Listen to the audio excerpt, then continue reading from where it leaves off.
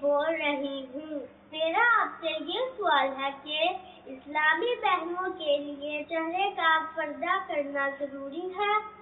بعض لوگ کہتے ہیں ضروری نہیں، جبھی تو حج کے ایام میں بھی چہرے پر کپڑا نہ لگانے کا حکم ہے۔ چہرے کا پردہ جو ہے یہ کرنا ہے کہ موجودہ دور ویسے ہی بہت فتنے کا ہے۔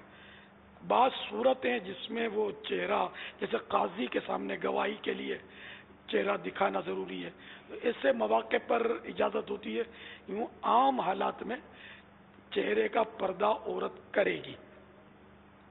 احرام میں بھی چہرے کے پردے کی صورت ہے، وہ یہ کہ اجنبیوں کے سامنے، غیر مردوں کے سامنے، جیسے کتاب رکھ لی،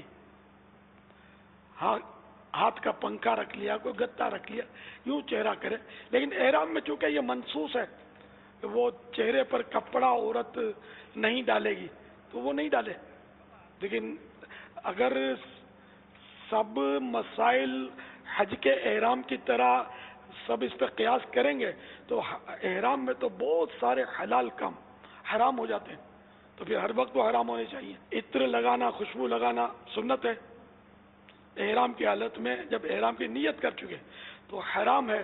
تو اب اگر کوئی مثال دے گئے بھائی احرام میں عطر لگانا حرام ہے، احرام کی نیت جب کر لی تو اب عطر لگانا حرام ہے، تو یہ تو ہر وقت حرام ہونا چاہیے، اور یہ کیسے ہوگا؟ ویسے تو سنت ہے عطر لگانا۔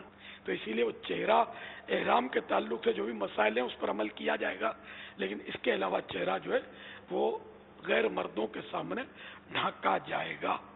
واللہ تعالی اعلم ورسولہ اعلم عز وجل وصلی اللہ تعالی علیہ وآلہ وسلم۔